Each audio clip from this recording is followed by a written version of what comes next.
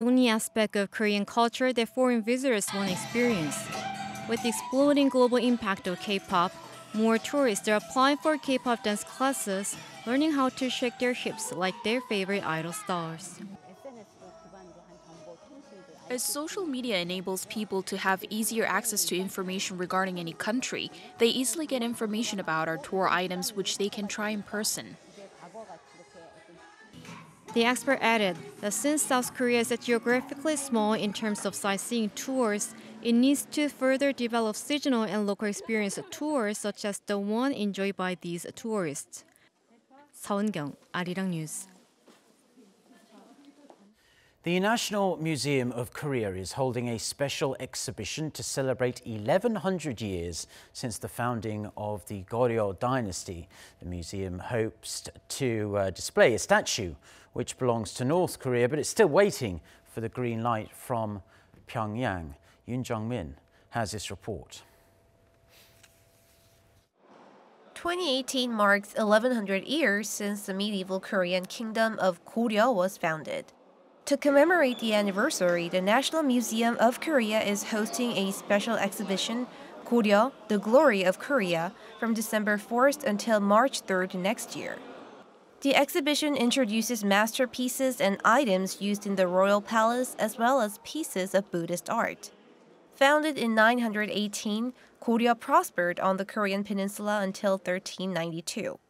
The dynasty traded with foreign countries and was so well known to foreigners that the roots of the word Korea come from the word Goryeo. Amid the rapid changing situation in East Asia, Goryeo lasted as a kingdom for 475 years. To celebrate 1100 years since its foundation, 450 relics from museums and institutions around the world have been brought all the way to Seoul for this exhibition. The exhibition shows the empire's artistic accomplishments through paintings, pottery, and sculptures, which were made from the delicate touch of the craftsmen of the time. As Buddhism prospered, Goryeo left many pieces of religious art, such as the painting of the Amitabha Buddha. It was impressive to witness the technology and culture of Goryeo. I was proud. It's good that I saw what I'd learnt in textbooks right before my eyes. An empty glass case sits right next to the statue of Master Arirang, who was a spiritual mentor of Gangneung, the founder of Goryeo. The National Museum originally planned to display the statue of Gangneung, which belongs to North Korea, but the statue is still in Pyongyang right now. During the first Inter-Korean summit, South Korean President jae-in asked his North Korean counterpart Kim Jong-un to send cultural relics for the exhibition from the north, including the statue. Chairman Kim agreed to cooperate then, but Pyongyang has not sent the relics yet. The museum left the space empty in the hope that the relics can be added sometime during the exhibition. Yoon Jung-min, Arirang News.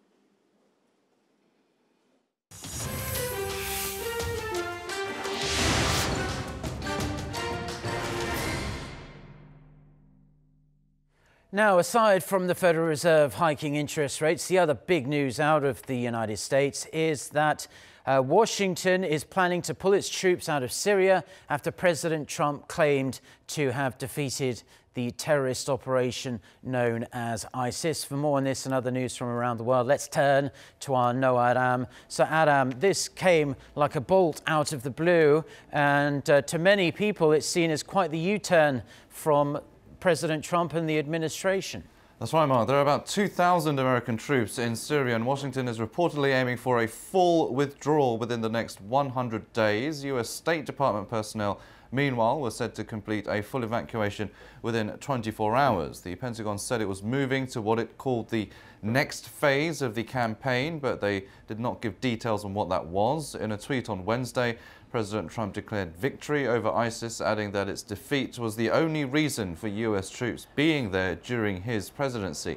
Much of the militant group has been wiped out in northeastern Syria, but pockets of fighters do still remain.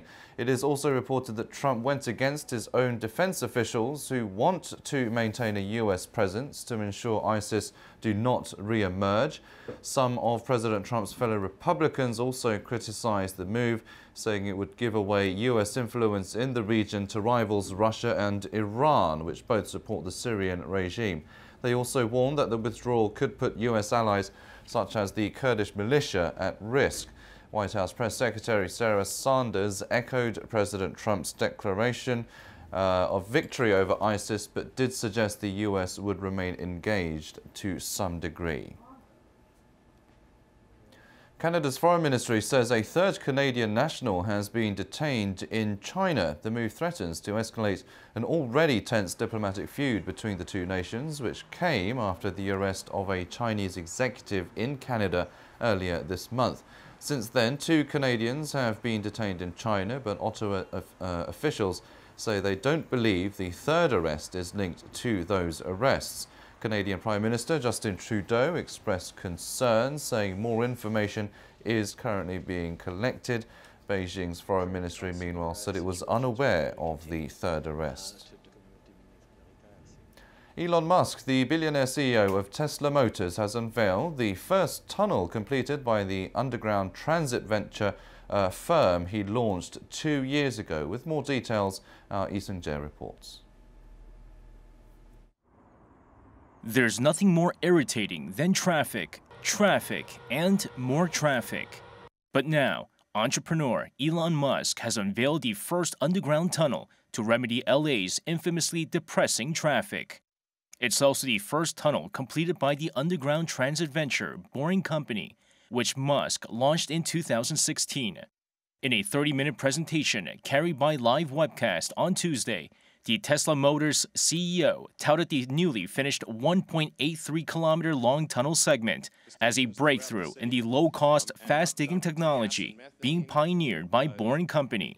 The tunnel was excavated along a path that doesn't run through LA, but under the tiny adjacent municipality of Hawthorne, where both his Boring Company and SpaceX rocket firm are headquartered. Musk put the total cost for the finished segment at around $10 million, which includes the cost of excavation, internal infrastructure, lighting, ventilation, safety systems, communications, and a track. By comparison, digging a mile of tunnel through traditional engineering methods costs up to $1 billion and takes 3 to 6 months.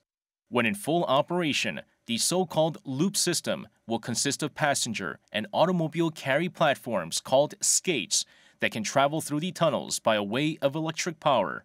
Musk says, alternatively, cars could be outfitted with retractable side wheels, allowing them to travel through the loop autonomously. It's hoped the tunnel will eventually be connected to a network of other tunnels yet to be built. 이승재, Arirang News.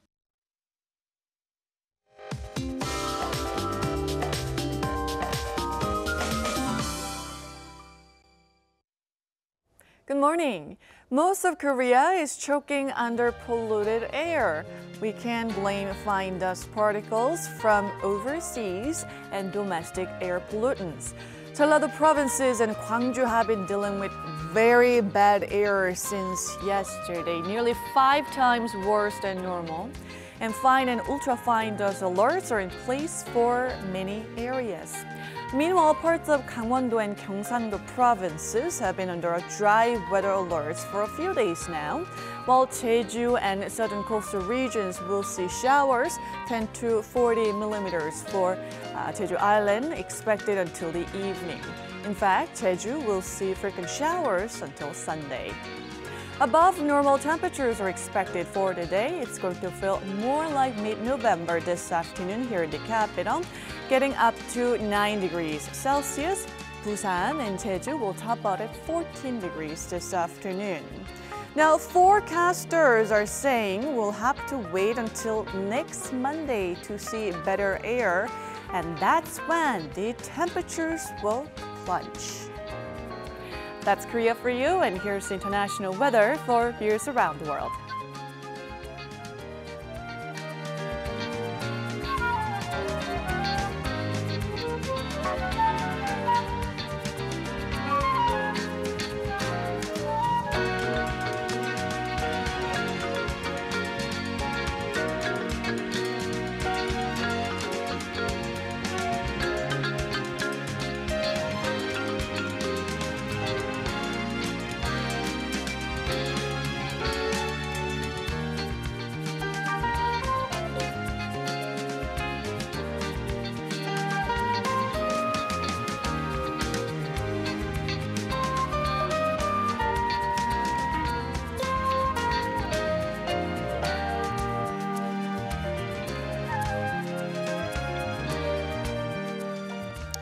Well, that's all we have for now on this Thursday morning here in Seoul. Do stay tuned to us here on Arirang TV.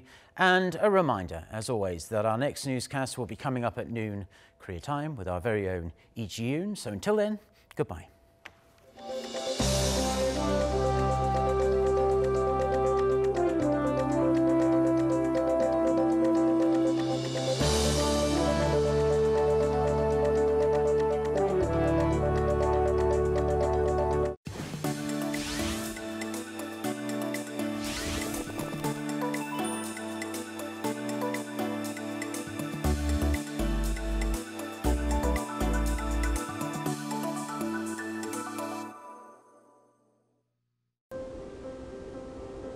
The Demilitarized Zone, or DMZ for short, retains traces of the painful history of Korea.